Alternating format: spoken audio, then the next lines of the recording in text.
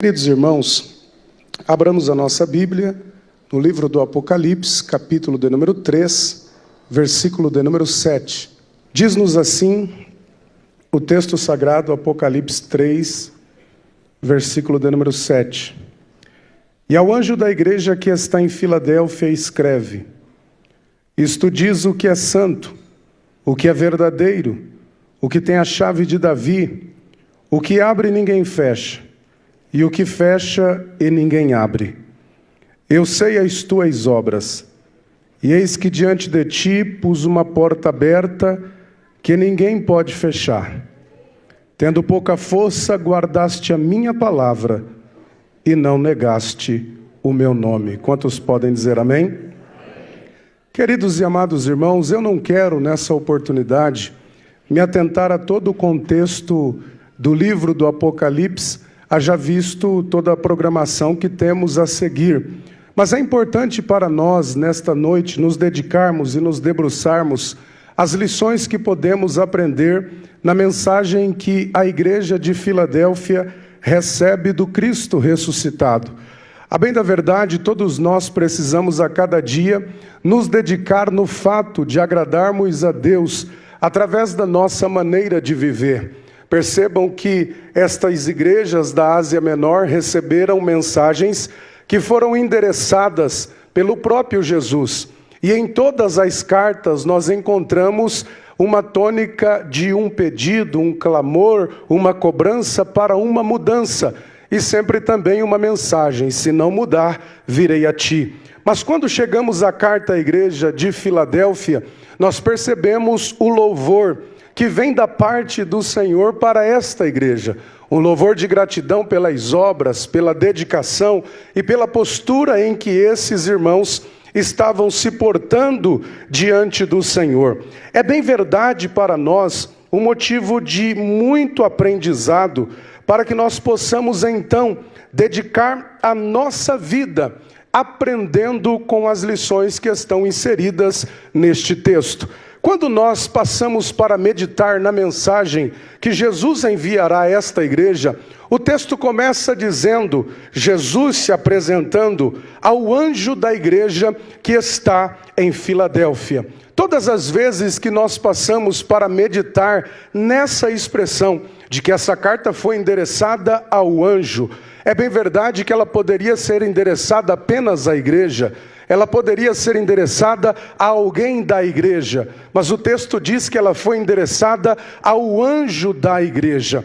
A gente vive um tempo onde as autoridades que são constituídas por Deus têm sido confrontadas. Nem todos querem estar debaixo de autoridade, nem todos querem reconhecer a autoridade, mas precisamos entender que ninguém se assenta em uma cadeira de honra se Deus assim não permitir. Ninguém ocupa um espaço de autoridade se Deus assim não permitir. É Deus quem dá autoridade às pessoas, e percebam que Ele dá autoridade e reconhece a autoridade que Ele instituiu ao anjo da igreja. Eu me lembro de Jeremias 3:15 que diz: e eu vos darei pastores segundo o meu coração, para que vos apacentem com inteligência e sabedoria. A igreja precisa entender que quem dá pastor à igreja é Jesus, e se Ele dá pastor à igreja, Ele falará com o pastor da igreja, porque Ele reconhece quem Ele edificou, quem Ele constituiu. Ao anjo da igreja escreve. Recordo-me do momento em que João tem aquela visão dos 7 castiçais de ouro, e um semelhante ao Filho dos Homens no meio dos 7 castiçais. O texto sagrado vai falar daquela visão maravilhosa, dos cabelos brancos como a lã branca, do cinturão de ouro no peito, dos pés reluzentes como latão refinados em uma fornalha. Mas o texto vai terminar dizendo: e ele tinha na mão 7 estrelas. E o próprio Jesus explica o mistério dos 7 castiçais, diz respeito às igrejas. 7 no Apocalipse é totalidade, castiçal, igreja, a igreja sendo representada apresentada na sua totalidade. Mas quando ele vê a figura do Cristo, ele vê que ele tinha 7 estrelas nas mãos. E ele diz: o mistério das 7 estrelas é os pastores das igrejas. Porque quando a igreja é de Jesus, ele anda no meio dela, ele caminha no meio dela, mas os pastores estão na palma da sua mão. Não precisa se preocupar, porque quando a igreja é de Cristo, ele está no meio, e quem controla a igreja é o dono, e ele tem o pastor na palma da mão. Bendito seja o nome santo do Senhor. Ao anjo da igreja escreve. Após endereçar a carta, ele vai trazer algumas características de quem está enviando a mensagem. E a primeira característica que ele apresenta: isto diz aquele que é santo. Todo o contexto da igreja primitiva é de sofrimento. Todo o contexto da igreja primitiva é de perseguição, é um cenário de mortes, é um cenário de angústia. Mas o Cristo, quando envia a mensagem, ele diz: isto diz aquele que é santo. É bem verdade que a influência judaica estava constante sobre eles. Havia muitas expressões que era para que eles se arremetessem a lembrar do Deus que com eles estava falando.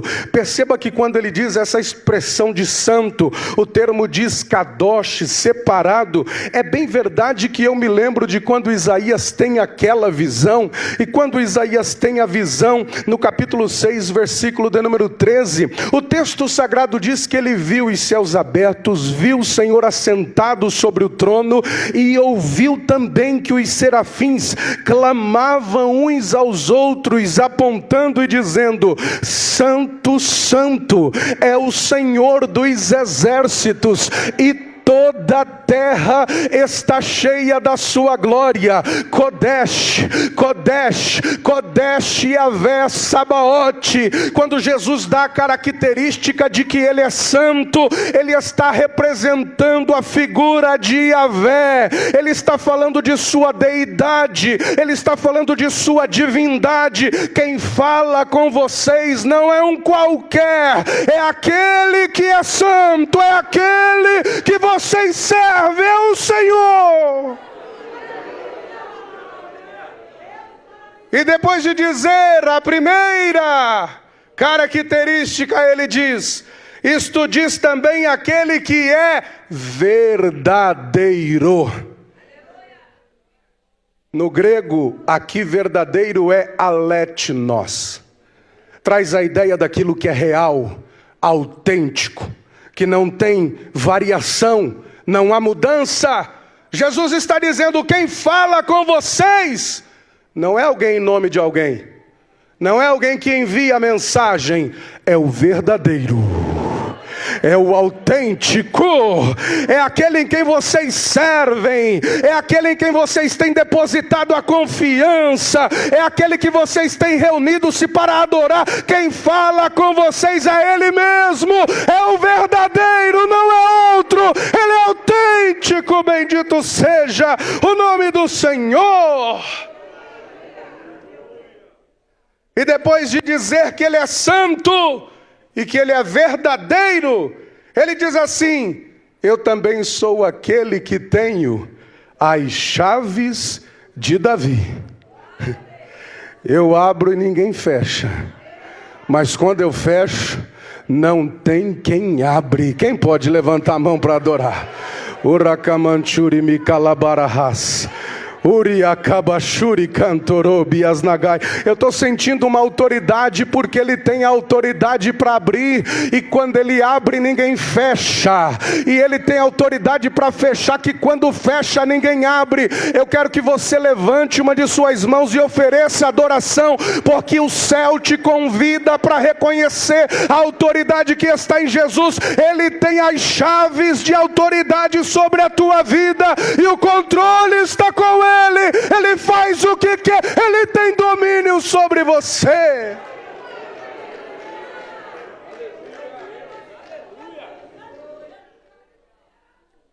Ezequias tinha um servo por nome de Eliaquim. E Eliaquim tinha as chaves da casa do rei. Era o único que poderia abrir a porta para os que desejavam ver o rei. O nome dessas chaves era as chaves de Davi. Quem queria falar com o rei deveria passar por muitos assessores. Cada um ia refinando a mensagem até chegar. Vai mesmo? Vai. A última etapa era Eliaquim. Se ele abrisse a porta estava aberta e ninguém fecharia. Mas se ele fechasse a porta, ninguém vê o rei, porque ninguém abriria. O texto sagrado vai nos fazer compreender isso. Isaías 22:22. E porei a chave de Davi, da casa de Davi sobre o seu ombro, e abrirá e ninguém fechará, e quando fechar, ninguém abrirá. Aí Jesus aparece com a mensagem e diz assim: ei, lembra das chaves de Davi? Eu tenho as chaves de Davi. Eu abro e ninguém fecha. E quando eu fecho, ninguém abre. Sabe o que Jesus está querendo dizer? O maior desejo do povo era conhecer o rei. O maior desejo do povo era entrar no palácio do rei. O maior desejo do povo era descobrir como era o rei. Mas para minha igreja, eu vou fazer uma promessa diferente. Eu tenho as chaves que vai abrir. Qual é o maior desejo da igreja? Qual é o maior desejo do povo de Deus? A Bíblia diz que hoje nós estamos vendo como um enigma, mas um dia, assim como ele é, nós o veremos. Jesus estava fazendo aquela igreja entender: eu tenho a chave que vai abrir a porta, e vocês adentrarão as mansões celestes e contemplarão ele como ele é. A porta da salvação que eu abro ninguém fecha, e o que eu fecho ninguém abre. Levante a tua mão para adorar, porque tu tens uma marca de vitória, de que um dia tu entrarás, verás, contemplarás, porque ele é quem abre a porta. Ele é quem abre a porta. Jesus disse: eu sou a porta. Se alguém entrar por mim, salvar-se-á. Quantos estão acessando a porta? Quantos estão acessando a porta? Bendito, bendito, bendito seja aquele que abre e ninguém pode fechar.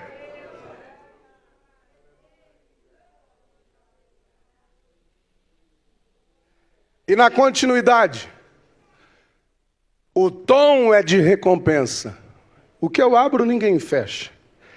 E ele começa dizendo: eu sei as tuas obras. Aqui aponta para a onisciência do Cristo. Ele sabe. Ele enxerga. Porque tem gente que vive e convive dentro da igreja como se ele não enxergasse. Mas ele enxerga. A gente está em um grande conflito com essa geração. E o conflito é dos que são e dos que têm. E muitos querem ter, poucos são os que querem ser. E diante de Deus, Deus, irmãos, é o maior interessado em te abençoar. Quer melhorar a tua vida, quer te dar bênção, quer te enriquecer. Eu sou pregador de bênção, ele está interessado em te abençoar. Só que tem um detalhe: nenhuma das bênçãos de Deus anulará o princípio de quem você deve ser, quem você é. Ele está interessado em te abençoar, mas ele não olha para o que você tem, ele olha para quem você é. Diante de Deus não tem máscara, não tem como mascarar. Diante de Deus o que importa é quem você é. No capítulo 1, verso 8 de Jó, o texto sagrado diz que Deus disse: observaste ele, porque ele é sincero, ele é íntegro, ele é reto, ele se desvia do mal, e não tem ninguém como ele. Na terra, todo mundo olhava para o Jó pelo que tinha, mas Deus dizia: eu vejo quem ele é, quem ele é. Alguém pode até não reconhecer você, mas Deus sabe quem você é. Labashuri kamandaramahaya, urikamahai deriovasteia. O que temos na terra abre portas na terra, mas o que somos na terra abre portas no céu. O que temos na terra nos aproxima de pessoas na terra, mas o que somos na terra nos aproxima do céu. Deus está dizendo: eu sei as tuas obras.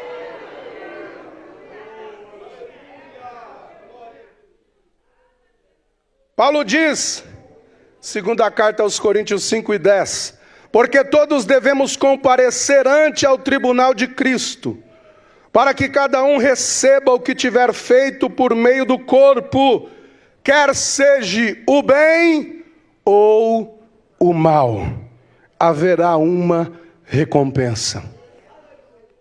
E eu me lembrei agora do Salmo 139, quando o salmista diz: Senhor, o Senhor me sondaste e me conheces. Será que você pode ter a ideia de que Deus te conhece do jeitinho que você é? E diante de Deus não adianta querer falar bonito. Não, Ele te conhece do jeitinho que você é. E talvez você chegou aqui hoje todo preocupado com a tua semana, com o teu mês, com os desafios do dia seguinte, do mês seguinte, deste ano à frente. E você tem dito: Deus, como será a minha vida? E eu venho hoje com essa palavra simples para te dizer: Ele sabe quem você é. Ele conhece a tua história. Lá na galeria, Deus está dizendo: Ele conhece a tua história, Ele sabe quem você é. E o texto está dizendo: eu sei as tuas obras. Porque às vezes a gente fica com a sensação de que está fazendo e ninguém está vendo, mas talvez alguém também não precisa ver, tu estás fazendo para Deus. E Ele está dizendo: eu tenho visto, eu sei quem você é.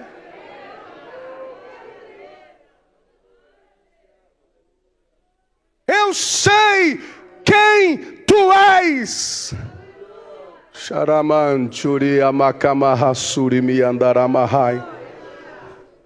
Deus contempla, Deus conhece, Deus observa e Deus recompensa. Uma palavra que eu sempre acreditei demais é que Deus não deve nada para ninguém. E não é para você que Ele vai ficar devendo. Deus não deve nada para ninguém. A igreja o agradou com as obras. Eu conheço, gostei delas. E agora Ele vai dizer sobre uma porta aberta que ninguém poderá fechar. Ele diz: eu estou colocando diante de você uma porta aberta que ninguém poderá fechar. Quem pode nessa noite acreditar de verdade que Deus vai abrir uma porta? Quem pode acreditar de verdade que a porta está aberta? Deus me dá esta palavra profética para esta igreja. Há uma porta aberta para a igreja de Campinas e ninguém poderá fechar. Deus é quem vai abrir.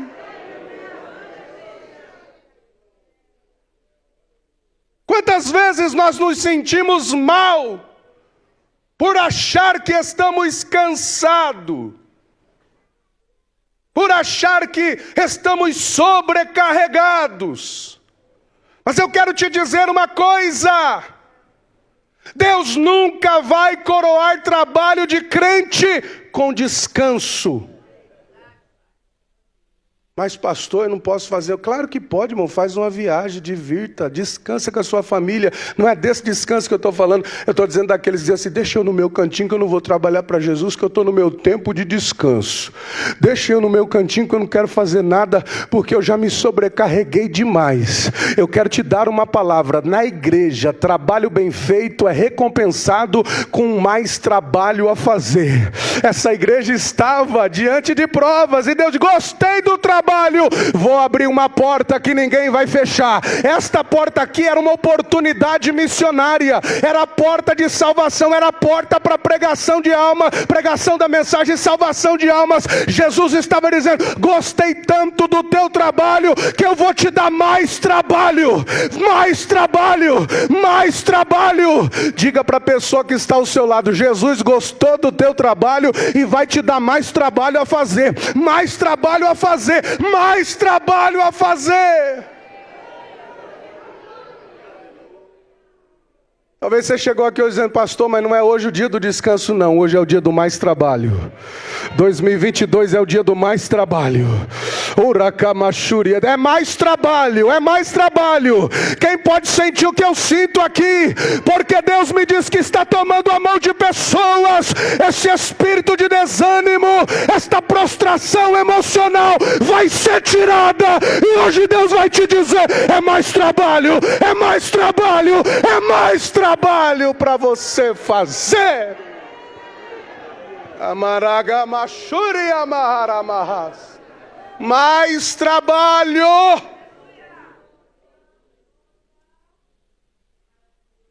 Coloco uma porta aberta.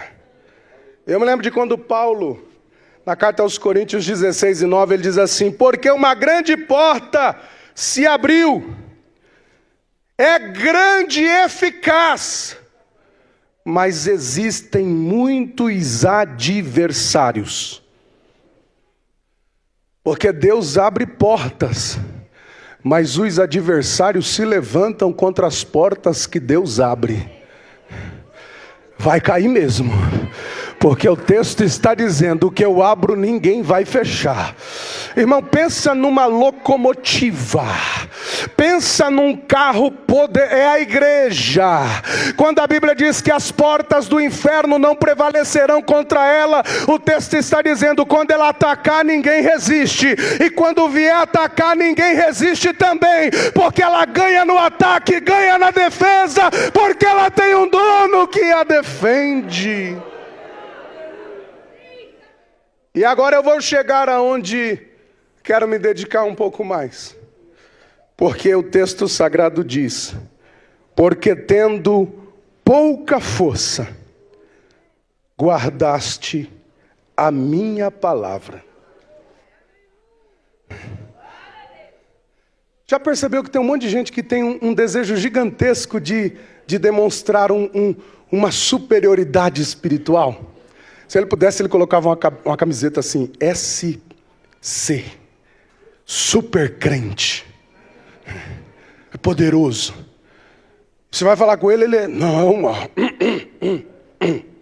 quem sentou naquela cadeira? Fulano então, não, eu não vou sentar porque, né, você sabe que ele é super crente. E tem gente que vive na terra como se fosse de outro planeta, porque ele quer ser super crente. Só que o texto está me mostrando que Jesus não procura pessoas de outro planeta. Ele quer você mesmo. É com as suas limitações, é com as suas fraquezas, é do jeitinho que você é. Deus não está procurando alguém que não se sinta às vezes com vontade de parar. Às vezes a gente quer parar mesmo, às vezes a gente chora mesmo, às vezes a gente pensa em desistir mesmo, mas a gente mesmo tendo pouca força, guarda a palavra e não nega o nome. Deus quer você como você é, com pouca força, mas a graça de Deus se manifesta sobre a tua vida. É isso que Paulo disse, quando ele diz, eu roguei 3 vezes a Deus, arranca o problema de mim. E qual foi a resposta de Deus? A minha graça te basta, porque o meu poder, ele se aperfeiçoa na tua fraqueza. Na tua fraqueza, eu tenho hoje uma palavra para esta igreja. Para aquilo que Deus não mudar, Ele tem graça para te ajudar a continuar, a continuar. É pouca força, mas é continuando. Continua, continua, continua, continua.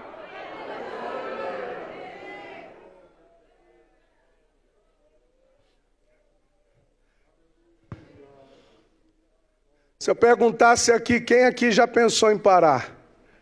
Irmão, milhares de vezes, mas nunca conseguimos, porque se cumpre em nós o Salmo 126, verso 6, aquele que leva a preciosa semente, andando nem sempre a gente está com um sorriso no rosto, tem dia que a gente chora, tem dia que a gente pergunta para Deus por quê, mas a gente vai andando e chorando. Ei, você chegou aqui, só Deus sabe como tem sido os seus dias, só Deus sabe o que você tem passado. Quem te vê arrumadinho desse jeito, cheirosinho desse jeito, bonito desse jeito, não sabe o que você tem enfrentado. Tu tem se arrastado às vezes, mas o texto está dizendo: aquele que leva a preciosa semente, andando e chorando, voltará trazendo consigo nas mãos, sem dúvidas, os seus molhos. O texto está dizendo: pode semear em lágrimas, porque vai colher com alegria. Tem o dia do plantio, tem o dia do investimento, mas tem o dia da resposta e da recompensa de Deus. Ele vai te dar recompensa, Ele vai te dar recompensa, mesmo tendo pouca força. Efésios 3:20. Ora, aquele que é poderoso para fazer muito mais, além, abundantemente, além daquilo que pedimos ou pensamos, segundo o poder que em nós opera. Sabe o que Deus está dizendo? Dá uma olhadinha para trás e veja quantas vezes você achou que era o fim e não foi. Porque tem um poder que está atuando na tua vida. E esse poder não é da terra, é do céu.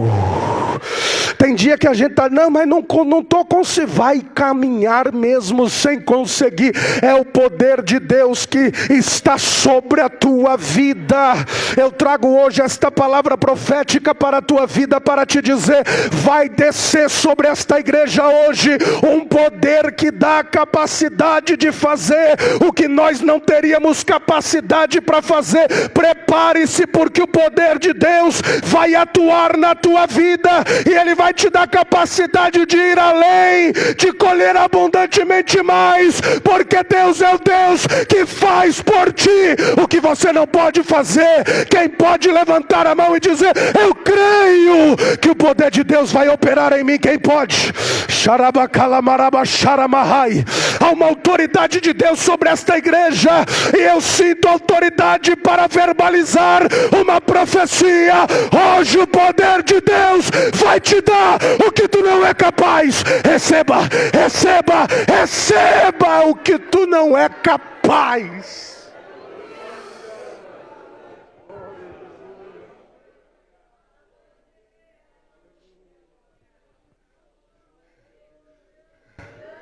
E quem será glorificado? Será Deus. Paulo diz: nós temos esse tesouro em vasos de barro, para que a excelência não seja nossa, mas de Deus. Os reis do mundo antigo escondiam ouro, riquezas, em vasos de barro, vasos sem aparência. Pensavam eles em um dia de um ataque, ou de alguém tentar roubar. Quando olhar para um vaso desse de barro, sem expressão, jamais vai pensar o que é que tem dentro dele. Mas quando houvesse necessidade, o rei pegava o vaso, quebrava o vaso, e dentro dele havia riquezas incontáveis. Às vezes você não entende porque Deus quebra o vaso, porque algumas riquezas serão reveladas na sua vida. Existem algo de Deus que vai se revelar na tua história. Existe algo de Deus que vai mostrar através do que tu tens passado. E Deus está dizendo: tem tesouro em você. O diabo está dizendo: tu não tem mais nada. Tem tesouro em você. Pode não ter aparência, mas o tesouro de Deus está na tua vida. E ele diz, o salmista, no Salmo 119:11: eu escondi a tua palavra no meu coração, para que eu não viesse pecar contra ti. Se tudo isso é verdade na sua vida, a palavra está escondida em você para não pecar. Eu dou tanta risada quando eu vejo um crente que fala assim: eu não gosto de Bíblia, eu não gosto de pregação, eu gosto de louvor. Porque a palavra muda, a palavra toca, a palavra transforma. Agora já percebeu que todo mundo que gosta de palavra gosta de louvor? Porque ele entende o poder do louvor e o poder da palavra. Quem gosta da palavra guarda ela no coração para não pecar. Mas veja que quem não gosta da palavra, eles são sempre daquele jeito, vivem de qualquer maneira. Mas aquele que tem a palavra, ele pode até um dia fracassar, mas o temor do Senhor que está sobre ele faz ele fazer como Davi. Eu queria te oferecer um sacrifício gigantesco, mas o Senhor não se agrada de sacrifícios. Sacrifícios para Deus é um coração quebrantado e contrito, e a este ele não desprezará. Deus não desprezará quem ama a palavra. E diante de tudo isso, a gente faz alguns questionamentos. E eu me lembro do dia que pedi a Deus um filho homem, e o nome dele seria Gunnar Wingren. Sou apaixonado pela história da igreja. E quando a igreja completou 100 anos, Deus me deu um menino, e o nome dele é Gunnar Wingren. E quando a gente se pega questionando a Deus sobre os acontecimentos da vida, um dia desses Deus me fez lembrar de algo. E o céu me fez uma pergunta: em que você é melhor dos que o que estiveram aqui antes de você?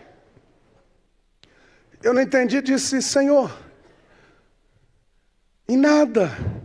A voz disse de novo: em que você é melhor que Gunnar Wingren? Nada, não sou nem digno de desatar as alparcas. E o Senhor me fez lembrar da história do dia que Gunnar perdeu a sua filha. E ele não tinha condições ou o direito de enterrá-la.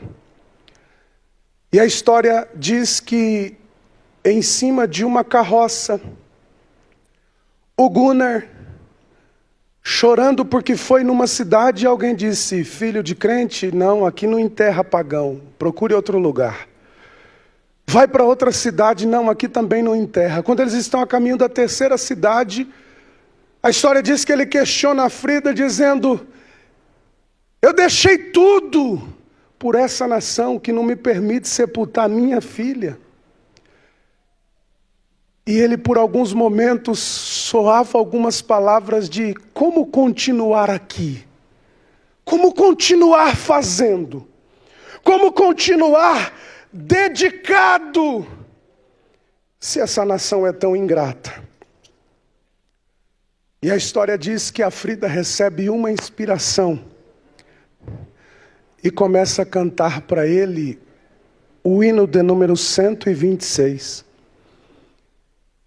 E a Frida fala para que a sua alma seja curada. E Deus me fez lembrar disso. Bem-aventurados que confiam, me ajude, no Senhor. Olha, Gunnar, ele creu ainda que... E assim, é feliz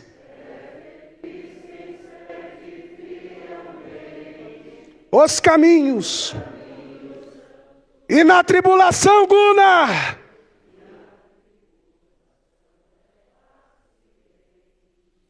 esperando no seu santo, os heróis da Bíblia, eles não levantaram troféus, mas levaram. Para quê? E desistiram. E depois saíram pelo mundo. desanimados, com coragem e amor.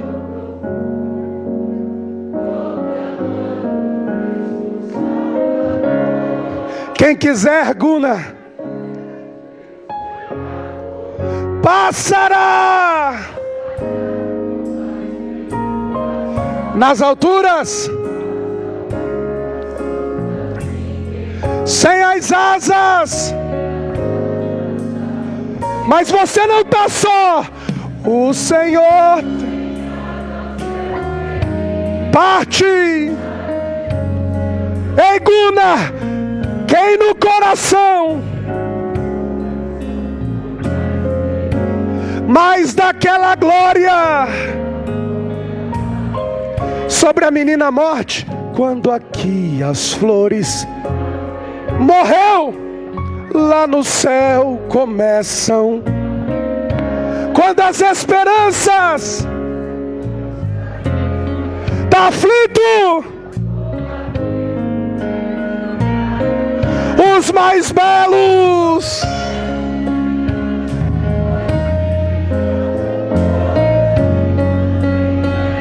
mais do céu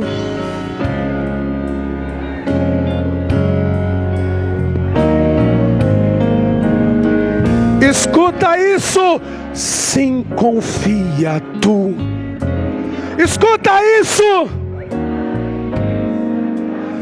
olha isso, seja de ti longe, longe o desalento, e confia no seu santo amor.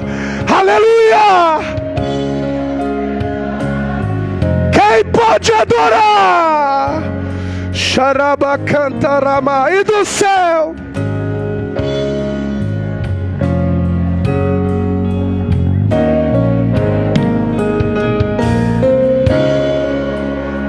aleluia. Quantos podem adorar? Quantos podem adorar? Xaraiobacandarabachai. Sabe qual é a mensagem de Deus? Continue, continue, continue, continue.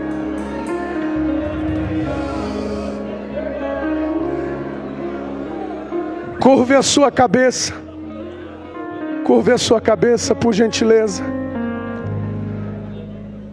Que em nome de Jesus, toda angústia que chegou aqui com você no seu coração seja tirada.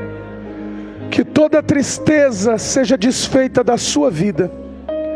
A crise de ansiedade, a depressão, a síndrome do pânico desapareça da sua vida. Que você contemple a porta que está aberta e que você passe para viver o que Deus tem para ti. Porque eu vou te dizer em nome de Jesus, o teu passado pode ter marcas, mas o seu futuro está intacto. Construa ele com a ajuda de Deus.